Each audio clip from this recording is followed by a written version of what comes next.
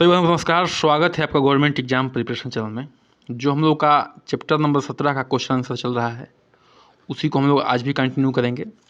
लगभग 2-3 क्लास इसके बाद भी लगेंगे उसको कंप्लीट करने में, लेकिन ध्यान रखिएगा बहुत ही बेहतरीन प्रश्न है, ठीक है। और ये प्रश्न जो है केवल मुख्य सेविका के हिसाब से ही नहीं, किसी भी एग्जाम में जो है आने की पूरी संभावना होती है। ये बायोलॉजी के प्रश्न होते हैं। चलिए शुरू करते हैं। 3 जो है पार्ट अपलोड हो चुका है 90 प्रश्नों का, 30-30 करके। ये चौथा पार्ट है, ठीक है।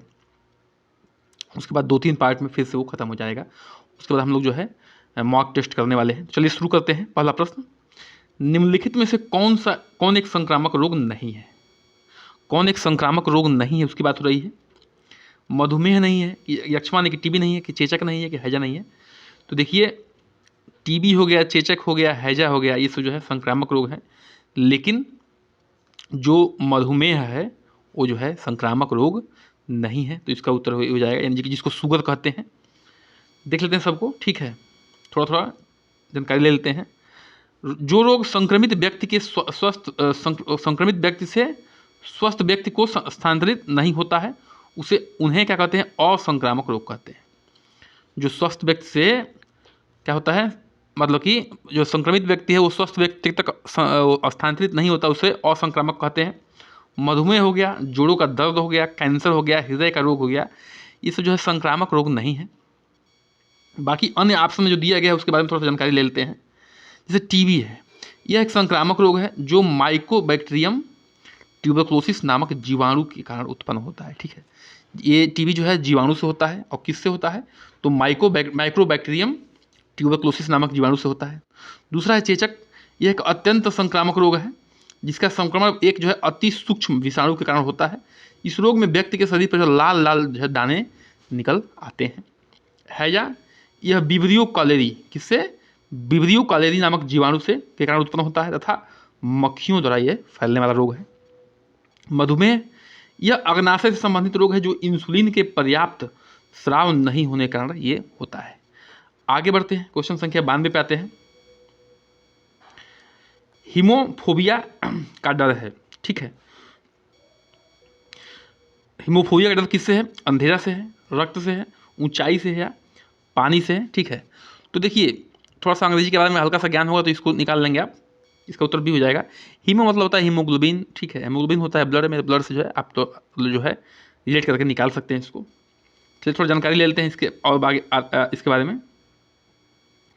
हीमोफोबिया जो है मानसिक विकार के DSM-5 फोबिया का श्रेणी में आता है। इसे रक्त भय के नाम से भी जाना जाता है, ठीक है। किसके नाम से जाना जाता है? रक्त भय के नाम से भी जानते हैं। रक्त भय बचपन या किशोरावस्था में प्रत्यक्ष या विचित्र आघात के कारण होता है, ठीक है। रक्त भय किससे होता है? किशोरावस्था में प्रत्यक्ष या विचित्र आघात के कारण होता है। रक्त फोबिया से उत्पन्न जो है शारीरिक लक्षण क्या है? जैसे सांस लेने में कठिनाई होती है, तेजी से दिल धड़कने लगता है, सीने में जकड़न या दर्द, कांपना, चक्कर आना, ये सब समस्याएं जो है हीमोफोबिया के अंतर्गत आते हैं। आगे बढ़ते हैं, क्वेश्चन संख्या 93 पे आते हैं। निम्नलिखित में से किस बीमारी का संक्रमण एक व्यक्ति से दूसरे व्यक्ति में नहीं होता है? एक व्यक्ति से दूसरे व्यक्ति में संक्रमण इसका नहीं होता है। सिरोसिस का नहीं होता है, एड्स का, हेपेटाइटिस बी का, सिफाइलिस का। जो 93 है उसका उत्तर हो जाएगा, वो हो जाएगा ए, यानी कि सिरोसिस का नहीं होता है, बाकी सबका होता है। तो एड्स हो गया, हेपेटाइटिस बी हो गया और सिफिलिस संक्रामक रोग है। क्या है ये? संक्रामक रोग है। जिसको हेपेटाइटिस बी है, एड्स है और सिफिलिस है, इसको बच के रहना चाहिए। जबकि सिरोसिस जो है यकृत से संबंधित बीमारी है जो अत्यंत मदिरा सेवन से होता है, यह असंक्रामक होता है, ठीक है। और मदिरा सेवन मतलब कि वही दारू शराब के, एल्कोहल के सेवन से ये सिरोसिस रोग होता है। असंक्रामक रोग है, जो पिएगा सिर्फ दारू उसी को होगा, वो भी ज़्यादा मात्रा में। क्वेश्चन संख्या 94 पे आते हैं। निम्नलिखित में से कौन सा एक जल जनित बीमारी नहीं है? ध्यान रखिएगा, नहीं पे और हाँ पे बड़ा ध्यान से पढ़ना है, ठीक है। आता हुआ क्वेश्चन जो है गलत करके नहीं आना है। कंठमाला रोग है, टाइफाइड है, हेपेटाइटिस है या हैजा है। तो इसका उत्तर हो जाएगा 94 का हो जाएगा ए, यानी कि जल जनित रोग जो है कंठमाला नहीं है, बाकी सभी हैं। तो देख लेते हैं, टाइफाइड, हेपेटाइटिस और हैजा जल जनित बीमारी हैं, जबकि कंठमाला जो है वायरस से होने वाला रोग है। आगे बढ़ते हैं, अगले प्रश्न पे आते हैं। क्वेश्चन संख्या 95 पे आते हैं।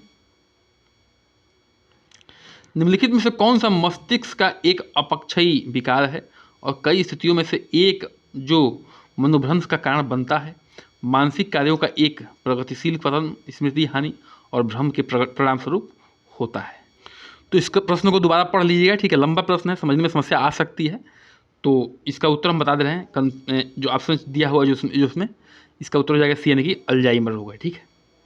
चलिए इसके बारे में जान लेते हैं थोड़ा बहुत। अल्जाइमर रोग जो है मस्तिष्क से संबंधित है। अल्जाइमर किससे संबंधित है? मस्तिष्क के। बहुत सारे एग्जाम में पूछा गया ये। इस रोग में जो है याददाश्त कमजोर हो जाता है। पहले चरण में इस रोग के लक्षण हल्के होते हैं, लेकिन उस समय के साथ जो है अधिक गंभीर होते जाते हैं, ठीक है। याददाश्त मतलब कि किसी भी चीज़ को याद रखने की क्षमता जो है इसमें अल्जाइमर में कमजोर हो जाती है। शुरू में जो है हल्का समस्या होती है, लेकिन बाद में जो है ये समस्या और ही भी बढ़ती जाती है। अच्छा, मस्तिष्क से संबंधित गड़बड़ियों के लिए जो है जो ग्राफ बनाया जाता है उसको कहते हैं ईईजी कहते हैं। पहली बात तो जान लीजिए, ठीक है, इलेक्ट्रो इंसेफेलोग्राम कहते हैं, ठीक है। आगे बढ़ते हैं, क्वेश्चन संख्या 96 पे आते हैं। निम्नलिखित में से क्या अलिंग सूत्रीय अव्यवस्था यानी कि डोमिनेंट ऑटोसोमल डिसऑर्डर है? ठीक है, अलिंग सूत्री अव्यवस्था यानी कि डोमिनेंट ऑटोसोमल डिसऑर्डर है, एल्बिनिज्म है, सिस्टिक फाइब्रोसिस है, फिनाइल कीटोनुरिया है या अल्जाइमर रोग है। तो 96 है, 96 का उत्तर हो जाएगा डी, यानी कि अल्जाइमर रोग। देखिए अल्जाइमर रोग जो है क्या है? अलिंग सूत्रीय अव्यवस्था है। आगे बढ़ते हैं, क्वेश्चन संख्या 97 पे आते हैं, ठीक है। तो रजत को दूरदृष्टि यानी कि हाइपरमेट्रोपिया है। नेत्र रोग विशेषज्ञ उसकी दृष्टि को सही करने के लिए किस प्रकार के लेंस का सुझाव देंगे? तो कन्वेक्स, कनकेव, बायोफोकल या प्रोग्रेसिव। तो 97 का उत्तर हो जाएगा ए, यानी कि कॉनकेव, ठीक है। देखिए दूरदृष्टि दोष यानी कि हाइपरमेट्रोपिया में मनुष्य को दूर की वस्तु जो है स्पष्ट दिखाई देती है, परंतु नज़दीक की वस्तु जो है स्पष्ट दिखाई नहीं पड़ती है। नेत्र रोग विशेषज्ञ द्वारा इस दोष को दूर करने के लिए उत्तल लेंस का उपयोग करते हैं, ठीक है। बहुत लोगों को ये कन्फ्यूजन होता है, ये तो जानते हैं, ठीक है, कि इसमें दूरदृष्टि में कौन सा लेंस का प्रयोग करते हैं। दूरदृष्टि में जो है क्या होता है कि क्या होता है इसमें दूरदृष्टि में, बताइए। इसमें जो है दूर की वस्तु जो है स्पष्ट दिखाई देती है और नज़दीक की स्पष्ट नहीं दिखाई देती है। लगता है कि उल्टा हो रहा है, लेकिन देखिए अब इसमें लेंस के लिए कन्फ्यूजन होता है, कनकेव होता है, उत्तल होता है कि अवतल होता है, ठीक है। तो ध्यान रखिए, यहाँ पर देखिए लिखा है दूर, तो ये ऊ लिखा है, किसकी मात्रा है? ऊ। उससे होता है उत्तल लेंस। क्या होता है? उत्तल। ऊ से होता है उत्तल। तो दूर दृष्टि में क्या लगेगा? उत्तल लेंस का प्रयोग होगा, ये ध्यान रखिएगा। और बाकी जो बच गया निकट दृष्टि जिसमें अवतल का प्रयोग होगा। तो अब कंफ्यूजन नहीं होना चाहिए। दूर तो उसमें ऊ की मात्रा आ रहा है, तो ऊ से उत्तल लेंस, ठीक है। आगे बढ़ते हैं, 98 पे आते हैं। किस चिकित्सीय स्थिति में आँख की प्रकाशीय तंत्रिका क्षतिग्रस्त हो जाती है और समय के साथ साथ स्थिति बिगड़ती जाती है? किस चिकित्सकीय स्थिति में आँख की प्रकाशीय तंत्रिका क्षतिग्रस्त हो जाती है और समय के साथ साथ जो है स्थिति बिगड़ती जाती है? सूखी आँख में, अव्यवस्था के कारण मांसपेशियों का क्षरण में, ग्लूकोमा में या मोतियाबिंद में। तो जो 98 है उसका उत्तर हो जाएगा सी, यानी कि ग्लूकोमा में। तो देखिए ग्लूकोमा नेत्र संबंधित रोग है जिसे काला मोतिया भी कहा जाता है। ग्लूकोमा क्या कहते हैं? काला मोतिया भी कहते हैं। ग्लूकोमा रोग से प्रभावित होने पर ऑप्टिक नर्व पर दबाव पड़ता है, जिसमें वस्तुओं को देखने पर धुंधला दिखाई देने लगती है और इससे आंखों की रोशनी भी जा सकती है, ठीक है। चलिए आगे बढ़ते हैं, क्वेश्चन संख्या 99 पे आते हैं।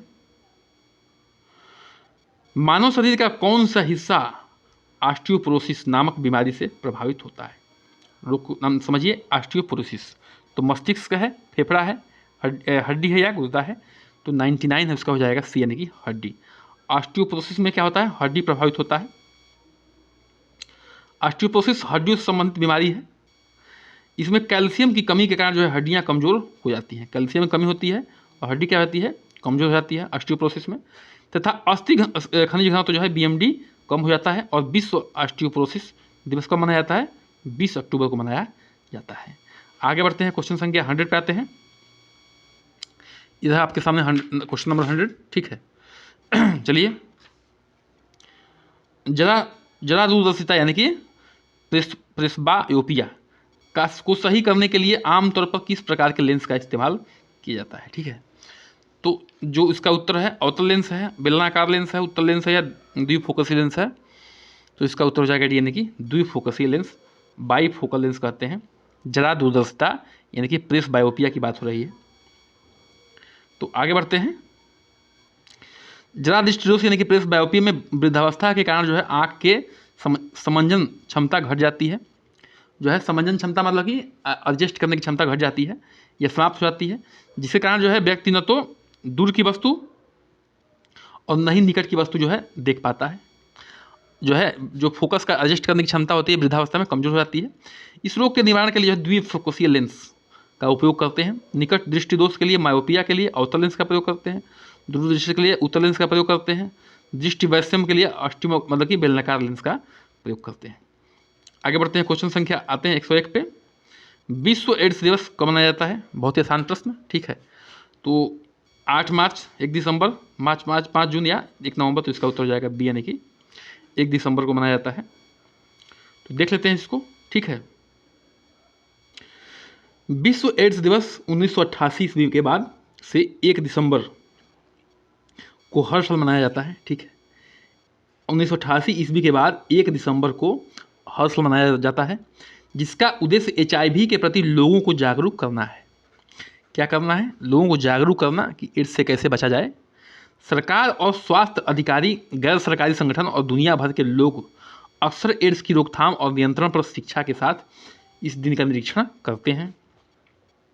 रेड रिबन या HIV पॉजिटिव लोगों के साथ एकजुटता और एड्स के साथ जी रहे लोगों के लिए वैश्विक प्रतीक है।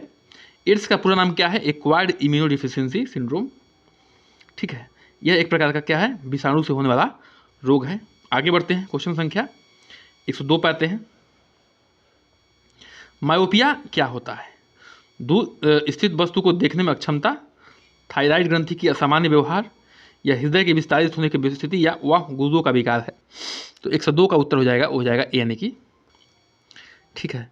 यह क्या है? दूर स्थित वस्तु को देखने में अक्षमता होता है। तो देख लीजिए इसके बारे में, ए उत्तर सही है। इसको क्या कहते हैं? निकट दृष्टिदोष यानी कि मायोपिया कहते हैं। इस रोग से ग्रसित व्यक्ति को नज़दीक की वस्तु को लेता है, परंतु दूर की वस्तु जो है नहीं देख सकता। देखिए, जो निकट दृष्टि दोष है उसमें निकट की वस्तु तो दिखती है लेकिन दूर की वस्तु नहीं दिखती है। लेंस को गोलाई बढ़ जाता है, कारण क्या है? लेंस का फोकस दूरी घट जाता है, लेंस की क्षमता बढ़ जाती है। इस कारण जो है वस्तु की प्रतिबिंब रेटिना पर न बनकर रेटिना के आगे बन जाता है, ठीक है। वो पढ़े होंगे आप लोग आँख के बारे में थोड़ा, तो रेटिना का पता होगा, और लेंस में तो ठीक है, तो पहले ही बन जाता है, ठीक है, रेटिना के आगे बन जाता है। निवारण क्या है? निकट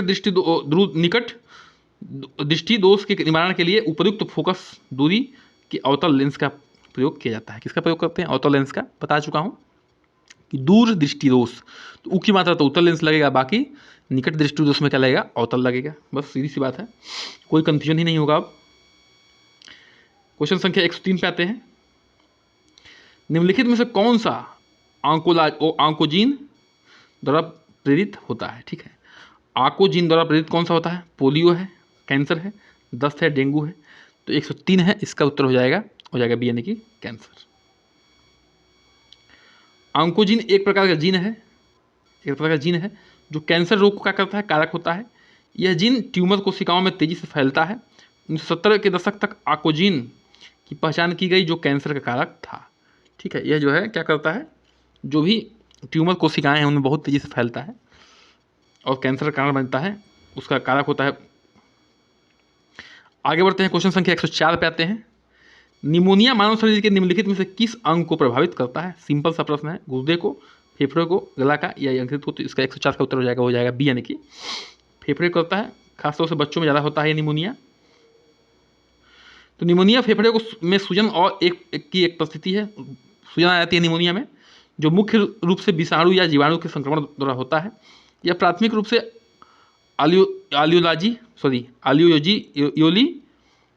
एलियोली क्या होता है कि फेफड़े के अंदर बहुत छोटे छोटे क्या होते हैं जो ऑक्सीजन को ट्रांसफर करते हैं, उसको एलियोली कहते हैं। कहीं ना फेफड़े के बेहद सूक्ष्म वायु कूपों को प्रभावित करता है। इसके क्या होता है, आम लक्षणों में खांसी, बलगम, सीने का दर्द, बुखार और सांस लेने में कठिनाई शामिल है। कुछ प्रकार के निमोनिया को रोकथाम के लिए टीके का भी उपलब्ध है। टीके से भी ये जो निमोनिया ठीक होता है, लेकिन हर प्रकार का नहीं, जो कुछ ही प्रकार के हैं उनमें। क्वेश्चन संख्या 105 पे आते हैं। मीजोथेलिमिया कैंसर एक प्रकार है। इससे प्रभावित होने वाला सबसे सामान्य क्षेत्र का स्तर है हृदय, मस्तिष्क, आमाशय या फेफड़ा। तो 105 का उत्तर हो जाएगा डी यानी कि फेफड़ा। ठीक है, चलिए देख लेते हैं इसको भी। मीजोथेलिमिया एक प्रकार का क्या है, कैंसर है जो शरीर के आंतरिक अंगों को ढकने वाले ऊतकों के स्तर मेसोथेलिमिया में होता है। फेफड़े और छाती इससे प्रभावित होने वाले सबसे सामान्य अंग है। क्या है, फेफड़ा और छाती जो है मीजोथेलिमिया से प्रभावित होने वाले सामान्य अंग है। मीजोथेलिमिया एक लक्षणों में फेफड़े के सूजन, पेट तथा छाती में दर्द, खांसी, थकावट महसूस करना, वजन घटना आदि शामिल है। फेफड़ों के आसपास तरल पदार्थ जमा हो जाने के कारण जो है सांस लेने में तकलीफ हो सकती है। आगे बढ़ते हैं, क्वेश्चन संख्या 106 पे आते हैं। जो कीड़े रोग संचालित करते हैं उन्हें डैश के नाम से जाना जाता है। ठीक है, जो भी कीड़े हैं उनको अगर रोग को संचालित करते हैं उसको किस नाम से जानते हैं, रोगजनक, वेक्टर, परजीवी या आदिश। तो जो 106 है इसका उत्तर हो जाएगा बी यानी कि वेक्टर। चिकित्सा में सामान्यतः जो है रोगवाहकों को वेक्टर की संज्ञा दी जाती है। जो भी रोगवाहक मतलब जो रोग को जो है एक स्थान से दूसरे स्थान पर ट्रांसफर करते हैं उनको वेक्टर की संज्ञा दी जाती है। वेक्टर स्वयं रोग उत्पन्न नहीं करते बल्कि क्या करते हैं, रोगजनक जीवों को संक्रमित व्यक्ति से दूसरे व्यक्ति तक ले जाने में का कार्य करते हैं। एक संक्रमित व्यक्ति है उसको दूसरे व्यक्ति तक ले जाने का काम करते हैं। जो भी ये जीवाणु ले जाते हैं, जीवाणु विषाणु चाहे जो भी है उसको वेक्टर कहते हैं। ठीक है, जो भी यहाँ पे कीड़े से संकेत किया गया है। इस प्रकार बीमारी को एक जगह से अत्यंत फैलाने को अपनी एक महत्वपूर्ण भूमिका निभाते हैं। ठीक है, जो वेक्टर होते हैं। आगे बढ़ते हैं, क्वेश्चन संख्या 107 पे आते हैं। किस प्रकार का रोगजनक जल जनित रोग सिस्टोसोमियासिस का कारण बनता है? किसका कारण बनता है? सिस्टोसोमियासिस का कारण बनता है। परजीवी, प्रोटोजुअन, बैक्टीरियल या वायरल। तो 107 का उत्तर हो जाएगा यानी कि परजीवी। सिस्टोसोमियासिस जो होता है रोग होता है सिस्टोसोमा नामक परजीवी के कारण होता है। किसके कारण होता है? सिस्टोसोमा नामक परजीवी के कारण होता है। यह मूत्र मार्ग आंतों को संक्रमित करता है। मूत्र मार्ग को और या आंतों को किसी को संक्रमित कर सकता है। यह रोग जो है उस पानी के साथ फैलता है जिसमें सिस्टोसोमा नामक परजीवी रहता है। भाई जिसमें रहेगा परजीवी वही से तो जो है संक्रमित होगा, नॉर्मल पानी से तो कोई होगा नहीं संक्रमित। इसकी रोकथाम के लिए जो है प्रांजिक्टिल क्वाटिल दवा का प्रयोग किया जाता है। आगे बढ़ते हैं, क्वेश्चन संख्या 108 पे आते हैं। चमड़े की रंगाई के उद्योग में कार्य करने वाले कारीगरों को यह बीमारी होने का खतरा होता है। जो भी लोग चमड़े की रंगाई वाले उद्योग में काम करते हैं उनको जो है ये रोग होने का खतरा होता है। कौन सा रोग बताइए? दमा, हृदय रोग, त्वचा रोग या रक्त संबंधी रोग। तो 108 का उत्तर हो जाएगा सी यानी कि त्वचा रोग होने की संभावना होती है। चमड़ा उद्योग के कारीगरों में विभिन्न रसायनों के उपयोग और उससे संपर्क में रहने से त्वचा संबंधी रोग उत्पन्न हो जाते हैं। चमड़ा उद्योग प्रयोग होने वाले रसायनों में सोडियम नाइट्राइट है, निसंक्रामक है, कारखाना सफाई के रसायन हैं, सॉल्वेंट्स हैं, मोम, सिलिकॉन है, पायस आदि है। ठीक है, यह अन्य रोगों में क्रोमियम के कारण जो है उत्पन्न फेफड़े में अड़चन जो श्वसन तंत्र को प्रभावित करता है। तो ये सब समस्याएं क्रिएट हो जाती हैं। क्वेश्चन संख्या 109 पे आते हैं। निम्नलिखित में से हीमोफीलिया का लक्षण कौन सा है? रतौंधी, रक्त का थकाना जमना, रिकेट्स या हीमोग्लोबिन का अल्पता, हीमोग्लोबिन कमी। तो 109 का उत्तर हो जाएगा बी यानी कि रक्त का थकाना जमना। रतौंधी तो विटामिन ए की कमी से होती है, रिकेट्स जो है विटामिन डी की कमी से, और हीमोग्लोबिन कमी जो है आयरन कमी से होती है। आगे बढ़ते हैं, तो रख लीजिए हीमोफीलिया या पैतृक रक्तस्राव भी कहते हैं वह रोग जिसमें रोगी के शरीर से बहने वाला रक्त जो है थक्का नहीं जम पाता है। ऐसे में क्या होता है, थ्रोम्बोप्लास्टिन नामक प्रोटीन की कमी होती है हीमोफीलिया वाले केस में। यह एक आनुवांशिकी रोग है जो स्त्रियों द्वारा फैलता है और प्रायः जो है पुरुषों में होता है।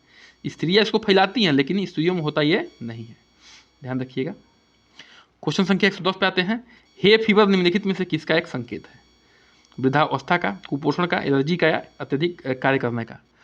तो उसका उत्तर हो जाएगा सी यानी कि एलर्जी का। ठीक है, तो हे फीवर जो है एलर्जी का वो है, सूचक है।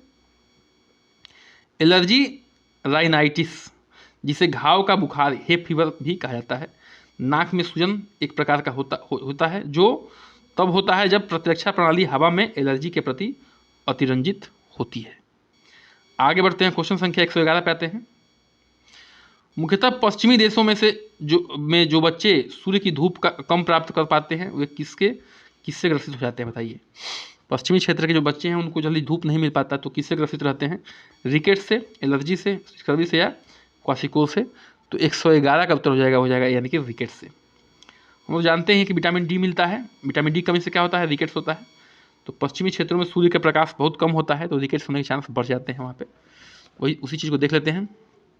पश्चिमी देशों में सूर्य का कम रोशनी प्राप्त करने वाला बच्चे जो है रिकेट्स से ग्रसित हो जाते हैं क्योंकि मानव त्वचा में स्थित कोशिकाएं सूर्य की पराबैंगनी किरणों से क्रिया करके ही विटामिन डी का निर्माण करती हैं।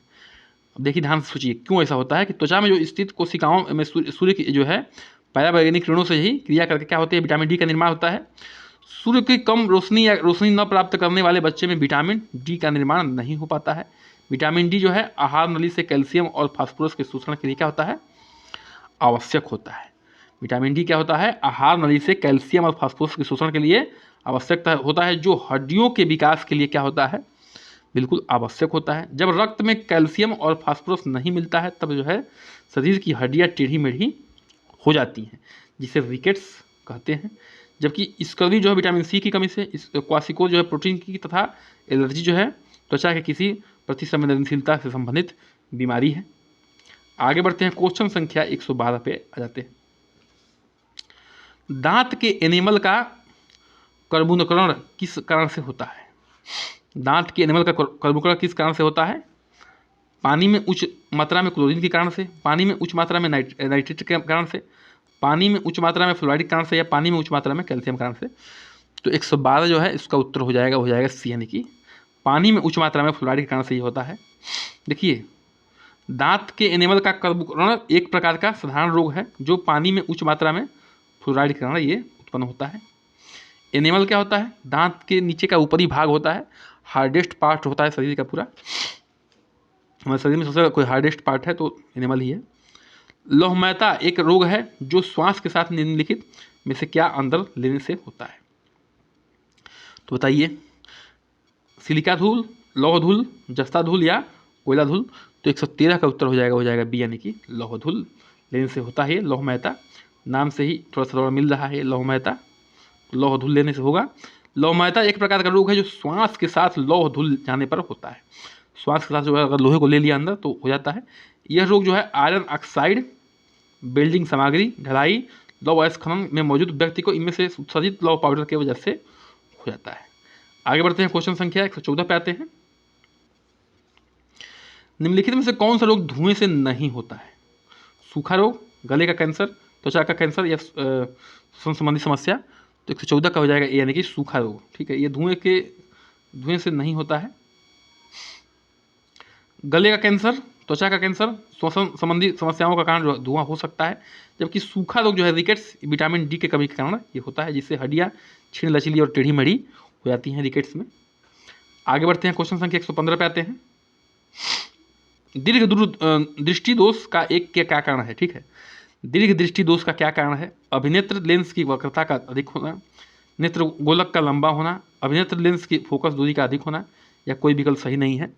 तो 115 का उत्तर है सी यानी कि अभिनेत्र लेंस की फोकस दूरी का अधिक होना। तो देख लेते हैं, दूरदृष्टि दोष यानी कि हाइपर मेट्रोपिया के कारण जो है नेत्र लेंस के पृष्ठ की वक्रता कम हो जाना, जिससे उसकी फोकस दूरी अधिक हो जाती है। और दूरदृष्टि दोष का दूसरा कारण नेत्र लेंस और रेटिना के बीच की दूरी क्या होती है? कम हो जाना है, अर्थात नेत्र के गोले का व्यास कम हो जाना। ध्यातव्य है कि इस दोष से युक्त नेत्र द्वारा मनुष्य को दूर की वस्तुएं तो स्पष्ट दिखाई देती हैं, परंतु जो है पास की वस्तुओं नहीं दिखाई देती हैं किसमें, दूरदृष्टि दोष में। इसके निवारण के लिए उत्तल लेंस की आवश्यकता पड़ती है। तो अब तो कन्फ्यूजन नहीं होना चाहिए, ठीक है, कि दूर तो मात्रा दूर, मिटाऊँ हूँ दू ऊ की मात्रा तो उत्तल लेंस का प्रयोग होगा दूरदृष्टि में दोष में, ठीक है। क्वेश्चन संख्या 116 पे आते हैं। निम्नलिखित में से कौन सा रोग जो है धातु की विषाक्तता के कारण नहीं होता है? धातु की विषाक्तता के कारण नहीं होता है। मिनामाता इटेटाई डर्माटाइटिस या मिनामाता इटेटाई दोनों। तो 116 का उत्तर हो जाएगा सी, डर्माटाइटिस, ठीक है। मिनामाता जो रोग है पारा के अधिकता कारण होता है। इटाई जो है कैडमियम के कारण होता है। बाकी डर्माइटिस जो है किसी मतलब धातु के अंदर जाने से अधिकता से नहीं होता है। 117 क्वेश्चन पे आते हैं। निम्नलिखित में से कौन सा रोग जो है रोगग्रस्त व्यक्ति अभी भी आंखें दान कर सकते हैं? निम्नलिखित में से कौन से रोगग्रस्त व्यक्ति अभी भी आंखें दान कर सकते हैं? दमे के रोगी, एड्स के रोगी, तीव्र ल्यूकीमिया के रोगी या दमा और तीव्र ल्यूकीमिया के रोगी दोनों। तो 117 है, उसका उत्तर हो जाएगा ए यानी कि दमे का रोगी। दमे का रोगी कर सकता है, देखिए एड्स का रोगी तो बिल्कुल नहीं। ब्लड के कॉन्टेक्ट में आने से क्या हो सकता है, उस अगले व्यक्ति को भी जिसको ट्रांसप्लांट होगा आई वो भी किसका शिकार हो सकता है, एड्स का शिकार हो सकता है। दमा फेफड़े से संबंधित बीमारी है तो इससे कोई मतलब नहीं है।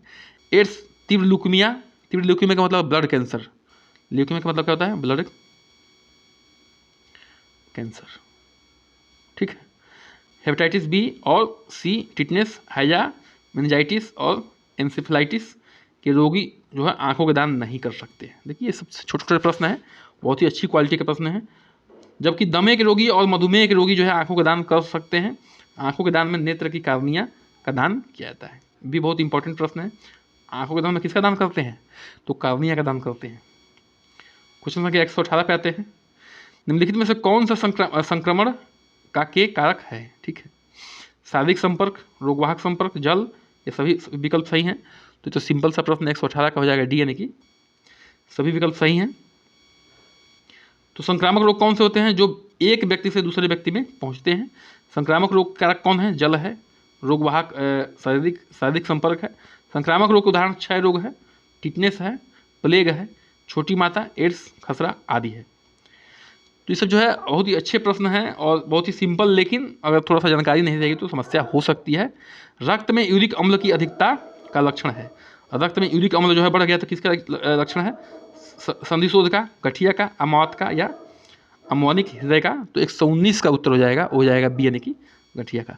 देखिए यूरिक एसिड का सही टाइम से इलाज नहीं हुआ तो ये गठिया पकड़ लेता है। जोड़ों में बहुत ज़बरदस्त दर्द होता है, हड्डियाँ जो है जोड़ से टेढ़ी होने लगती हैं। रक्त में यूरिक अम्ल की मात्रा बढ़ जाने के कारण जो है यूरिक अम्ल की बढ़ी हुई मात्रा क्रिस्टल के रूप में जोड़ों कंडरा के आसपास ऊतकों में जमा हो जाती है, जिस कारण जो है हड्डियों में दर्द उत्पन्न होना शुरू हो जाता है और जिसे गठिया रोग कहते हैं। आज का अंतिम प्रश्न आज के सेशन का, ठीक है। चैनल को सब्सक्राइब कर दिए, लाइक करिए, शेयर करिए, कमेंट करिए, ठीक है। चलिए बस मैं कहता हूँ लेकिन दिल से कहता हूँ सब्सक्राइब कर दीजिए। निम्नलिखित में से कौन सी बीमारी संक्रामक नहीं है? निम्नलिखित में से कौन सी बीमारी संक्रामक नहीं है, ठीक है। आम ज्वर है, खसरा है, गठिया है या इन्फ्लुएंजा है। तो 120 का उत्तर हो जाएगा सी यानी कि गठिया जो है क्या है, संक्रामक नहीं, बाकी जो है संक्रामक है। चलिए इसी के साथ सेशन को समाप्त करते हैं। चैनल को सब्सक्राइब कर दीजिए, लाइक करिए, शेयर करिए, कमेंट करिए, बने रहिए हमारे साथ। नमस्कार, जय हिंद।